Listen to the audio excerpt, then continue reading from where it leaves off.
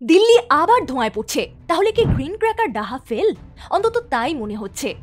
দীপাবলির পরদিন সকালেই দিল্লির মানুষ উঠল এক ধোঁয়াটে দুনিয়ায়। AQI মানে এয়ার কোয়ালিটি ইন্ডেক্স ছুঁয়ে ফেলল ৩০৫ থেকে ৩৬২। আর কিছু জায়গায় যেমন আনন্দ বিহার সোজা ৫০০-র উপরে, মানে সরাসরি সিভিয়ার লেভেল। শ্বাস নিতে কষ্ট, চোখ জ্বালা আর একটা তীব্র পোড়া গন্ধ, যেন উৎসবের পরে শাস্তি।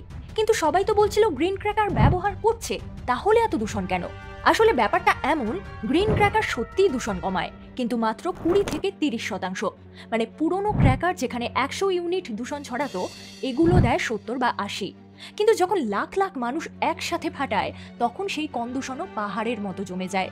এইবার দীপাবলির রাতে PM2.5 পৌঁছে গেছে ১৮৬ থেকে ৩০৪ সীমায়, যা হুয়ের নিরাপদ সীমার প্রায় ২০ গুণ বেশি।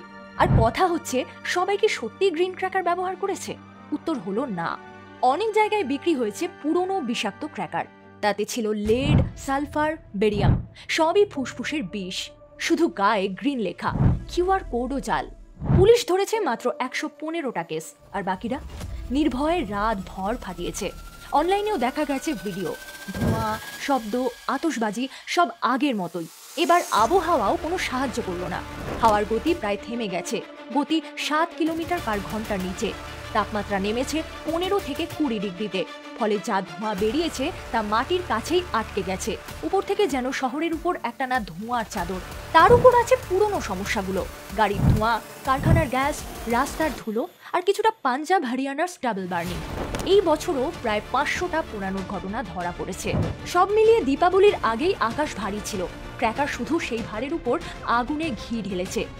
এখন বলো, এমন অবস্থায় গ্রিন ক্র্যাকার কতটা পারবে বাঁচাতে? ওরা তো কোনো ম্যাজিক নয়। আরেকটা বড় সমস্যা, মানসিকতা। অনেকে ভাবে গ্রিন ক্র্যাকার মানেই ফাটানো যায় নির্দ্বিধায়। কেউ কেউ আবার জানেই না যে কোনটা সত্যিকারের গ্রিন। একটা সার্ভেতে দেখা গেছে ৬০% দিল্লিবাসী জানেই না কোন ক্র্যাকার CSIR NEERI এর সার্টিফাইড। এমনকি সোয়াজ, সফল বা স্টারের নামগুলো কারোর জানা নেই। ফলে কে কি কিনছে কেউ জানে না। তাই এবার একটা কথাই স্পষ্ট, গ্রিন ক্র্যাকার কোনো সমাধান নয়। এটা কেবল কম ক্ষতি করার চেষ্টা। কিন্তু যখন কোটি কোটি মানুষ একসাথে ফাটায়, তখন সেটা আর সবুজ থাকে না, ধূসর হয়ে যায়। দিল্লির এই ধোঁয়া শুধু তাদের নয়, এটা পুরো ভারতের জন্য একটা মেসেজ। যতদিন না আমরা নিজের আচরণ বদলাই, ততদিন কোনো গ্রিন টেকনোলজি আমাদের বাঁচাতে পারবে না।